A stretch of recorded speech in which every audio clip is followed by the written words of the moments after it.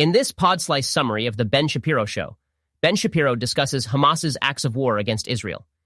He precedes these with a detailed account of the Geneva Conventions and their importance in setting rules for the humane treatment of soldiers and civilians during war.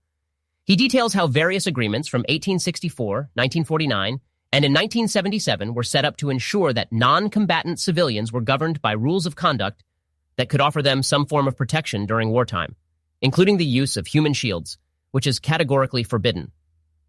Ben cites specific articles of these agreements, like Article 51(7), which states, "The presence or movements of the civilian population or individual civilians shall not be used to render certain points immune from military operations," and calls out the media and the political left who seemingly immunize those who violate these rules. Ben alleges that Hamas uses this to their advantage, placing rocket launchers next to children's pools and playgrounds. However, the Israeli Defense Forces, IDF, are allegedly working to mitigate civilian casualties, making 20,000 phone calls, sending millions of leaflets, voice messages, and SMS messages to notify civilians of impending action and urging them to evacuate. This, Ben believes, showcases the IDF's morals and political strategy to minimize civilian casualties during conflicts. He compares these actions with history, listing multiple wars including World War II, the Korean War, the Vietnam War, and others, all of which resulted in enormous civilian casualties. Ben also discusses the Israeli situation in Gaza, expressing that despite Hamas's interferences, the IDF is working diligently to reduce harm to civilians. Many key figures, including Bernie Sanders, are quoted as challenging Israel's military actions, but Ben argues that these individuals do not understand the complexities involved.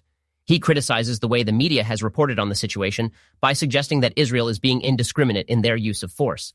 In response, Ben argues, "If you don't know what the hell you're talking about, this sounds good, but if you do, you sound like an idiot." Ben concludes this segment by discussing the "from the river to the sea" freedom slogan used by pro-Palestinian advocates and questions its implications of a free Palestine, given the present violence and escalating conflict in the Palestinian territories. In his podcast, Ben Shapiro continues to discuss the ongoing Israeli situation and its manifestations on various platforms, focusing in particular on how media coverage shapes public opinion. He points to a prevailing narrative of moral equivalence, arguing that it is being promoted not just by Hamas supporters, but also by politically influential figures, like former President Barack Obama, and taken up by mainstream media outlets. To illustrate his point, Shapiro reviews a New York Times piece by Nicholas Kristof, which discusses the life of two Palestinians in a West Bank refugee camp. Kristof suggests that the Israeli-Palestinian conflict is to blame for the situation in which these Palestinians find themselves, pointing to the restrictions imposed on their mobility and their inability to freely travel or work outside their area.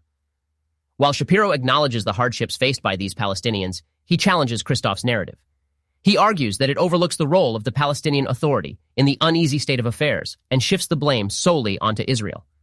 Shapiro asserts that it is the rise of terrorism and violent groups like Hamas and the Palestinian Islamic Jihad that have led to the reality Kristof is describing. He continues to discuss moral equivalence, stating that terrorists know they have allies in the media and politics who are ready to downplay or even justify their actions. He believes this sense of being misunderstood and underrepresented fuels more violence and acts of terror. Shapiro revisits the concept of moral equivalence in relation to the mass protests in major U.S. cities. He suggests that many of these protests align with Hamas, therefore promoting a narrative that supports violence and terrorism. He criticizes how the protesters seem to have lost moral clarity by siding with a terror organization. Finally, Shapiro talks about the involvement of former President Barack Obama in the matter. He feels Obama's take on the situation facilitates Hamas's narrative by morphing the conflict into a cycle of violence that needs Israeli concessions. He criticizes Obama's foreign policy decisions, such as funding the Iranian terror regime and distancing the U.S. from Israel, contributing to a complicated and more violent Middle East. In his podcast, Ben Shapiro discusses large protests that took place across Western countries, voicing support for Hamas in the context of recent events in Palestine. Shapiro critiques this position, emphasizing that the protesters support a terrorist organization whose actions often prompt retaliation from Israeli forces. Shapiro draws attention to London, where he says hundreds of thousands of protesters took part in rallies.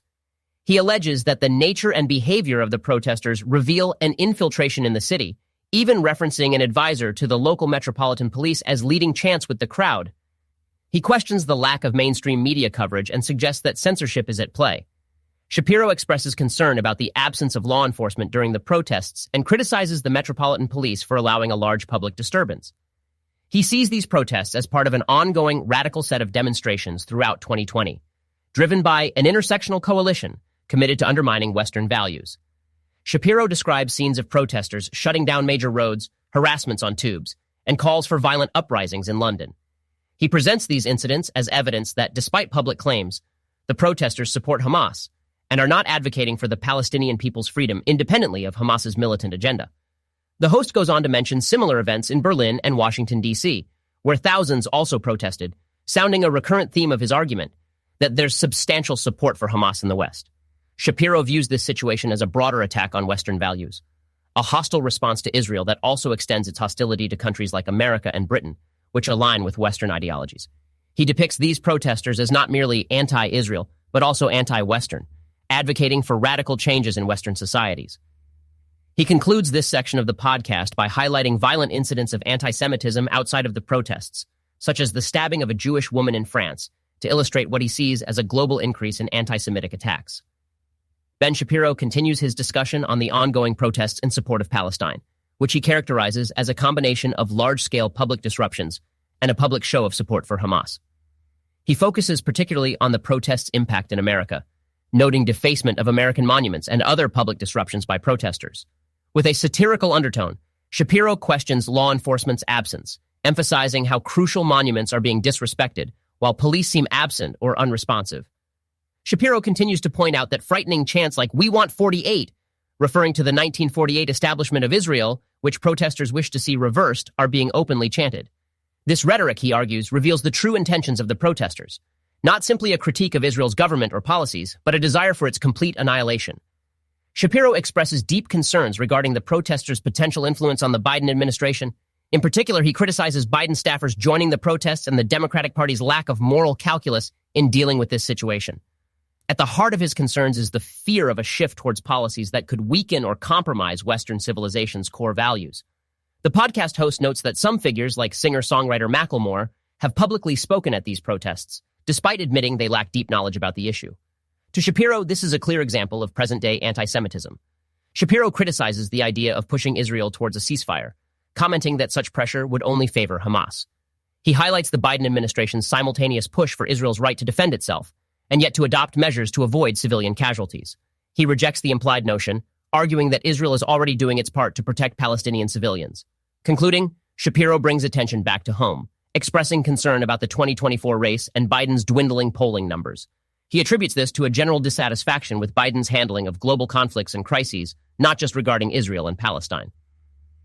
In this section, Ben Shapiro delves into his views on the current American political landscape, particularly focusing on President Joe Biden's approval ratings and the implications it might have on the upcoming 2024 election, according to a new poll conducted by New York Times.